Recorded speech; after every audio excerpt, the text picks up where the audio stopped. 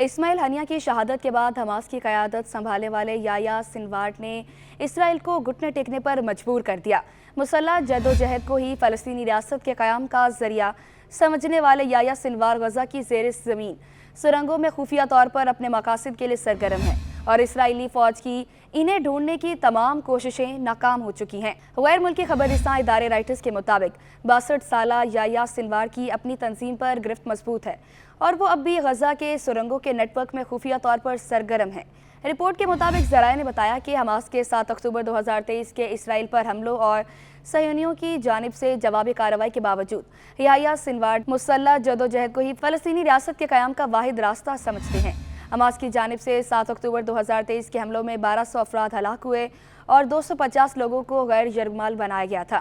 جس کے نتیجے میں اسرائیل نے وسیع پیمانے پر جوابی کارروائی کی اور ہزاروں فلسطینیوں کو شہید کر کے لاکھوں لوگوں کو بے گھر کیا جا چکا ہے۔ اسرائیلی فوج کی جانب سے اس دوران حماس کے سیاسی رہنما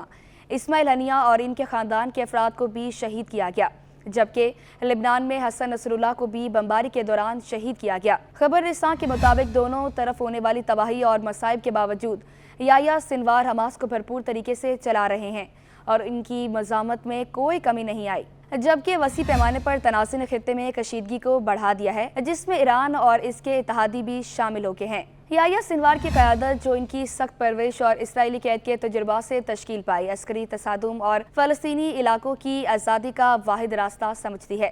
ان کے پیشروا اسماعیل ہنیہ کے جولائی میں تہران کے دورے کے دوران اسرائیلی حملے میں شہادت کے بعد انہیں اسلامی تحریک کے مجموعی رہنما کے طور پر منتخب کیا گیا تھا۔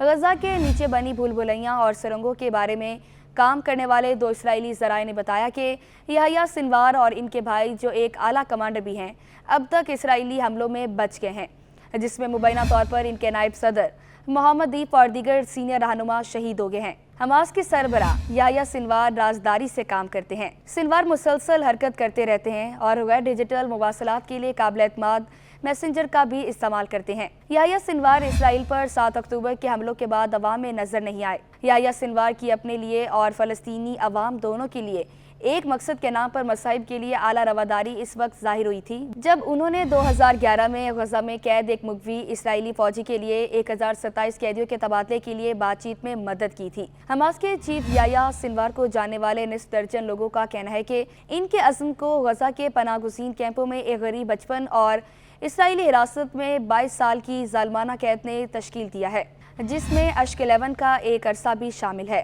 یحییٰ سنوار 1980 کی دہائی میں حماس کے قیام کے فوراً بعد اس کے رکن بھی بن گئے تھے۔ وہ حماس کے نظریے پر آج تک قائم ہیں۔ ان کے اس عزم کے پیچھے جو چیز بھی چھپی ہے، وہ نظریہ کے ساتھ پختہ وابستگی اور ہدف کی مضبوطی ہے۔ غزہ کی رہائشی وسام ابراہیم، جو یحییٰ سنوار سے مل چکی ہیں، ان کے مطابق حماس کے موجودہ چیف یحییٰ سنوار بعض اوقات کئی دہائیوں کے اسرائیلی قبضے کے دوران غزہ میں اپنی ابتدائی زندگی کے بارے میں بتاتے ہوئے کہتے ہیں کہ